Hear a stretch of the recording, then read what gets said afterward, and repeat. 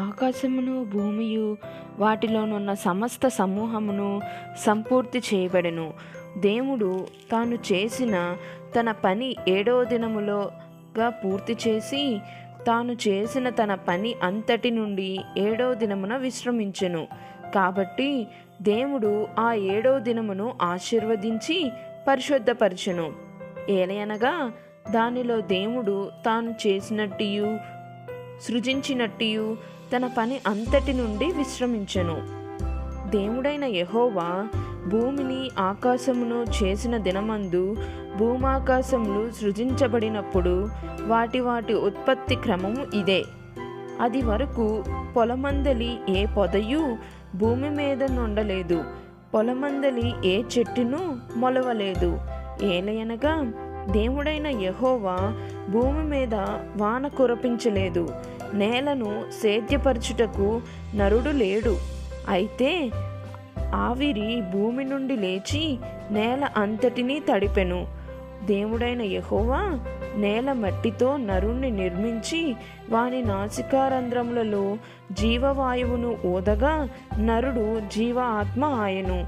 దేవుడైన యెహోవా తూర్పున ఏదెనులో ఒక తోట వేసి తాను నిర్మించిన నరుణ్ణి దానిలో ఉంచెను. మరియు దేవుడైన యెహోవా చూపునకు రమ్యమైనదియు ఆహారమునకు మంచిదియునైన ప్రతి వృక్షమును ఆ తోట మధ్యను జీవవృక్షమును మంచి చెట్ల తెలివినిచ్చు వృక్షమును నేల నుండి మొలిపించెను. మరియు ఆ తోటను తడుపుటకు ఏదెనులో నుండి ఒక నది బయలుదేరి అక్కడ నుండి చీలిపోయి 4 శాఖలాయెను. మొదటి దాని పేరు పీహోను. అది హవీలా దేశమంతటి చుట్టూ పారుచున్నది. అక్కడ బంగారం ఉన్నది. ఆ దేశపు బంగారము శ్రేష్టమైనది.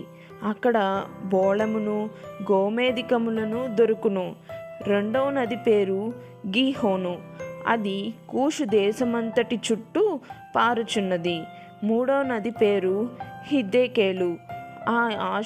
అది ఆషూరు తూర్పు వైపున పారుచున్నది. నాలుగవ నది యూఫ్రటీస్. మరియు దేవుడైన యెహోవా నరుణ్ణి తీసుకొని ఏదైనా తోటను సేద్యపరచుటకును దాన్ని కాచుటకును దానిలో ఉంచెను. మరియు దేవుడైన యెహోవా ఈ తోటలోనున్న ప్రతి వృక్ష ఫలమును నీవు నిరభ్యంతరంగా తినవచ్చును. అయితే మంచి చెడ్ల తెలివినిచ్చు వృక్ష ఫలములను తినకూడదు. నీవు వాటిని తినుదినమున నిశ్చయముగా చచ్చెదవని నరుణ్ణికి ఆజ్ఞాపించెను.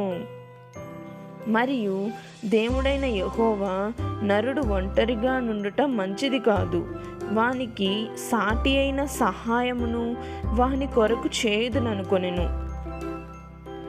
దేవుడైన యెహోవా ప్రతి భూజంతువును ప్రతి ఆకాశ పక్షిని నేల నుండి నిర్మించి ఆదాము వాటిని ఏ పేరు పెట్టెనో చూచుటకు అతని యొద్దకు వాటిని రప్పించెను.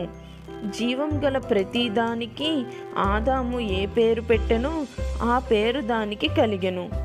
అప్పుడు ఆదాము సమస్త పశువులకును ఆకాశ పక్షులన్నిటికును సమస్త భూజంతువులకును పేర్లు పెట్టెను. అయినను ఆదామునకు సాటి అయిన సహాయం అతనికి లేకపోయెను.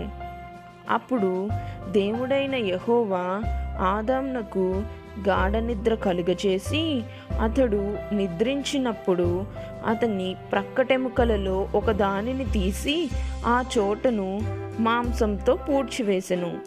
తరువాత దేవుడైన యెహోవా తాను ఆదాము నుండి తీసిన ప్రక్కటెముకను స్త్రీనిగా నిర్మించి ఆమెను ఆదాము నొద్దకు తీసుకొని వచ్చెను.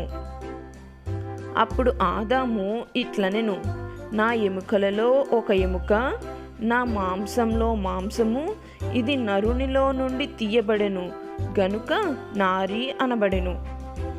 కాబట్టి పురుషుడు తన తల్లిని విడిచి తన భార్యను హత్తుకొనును, వారు ఏక శరీరమై ఉందురు.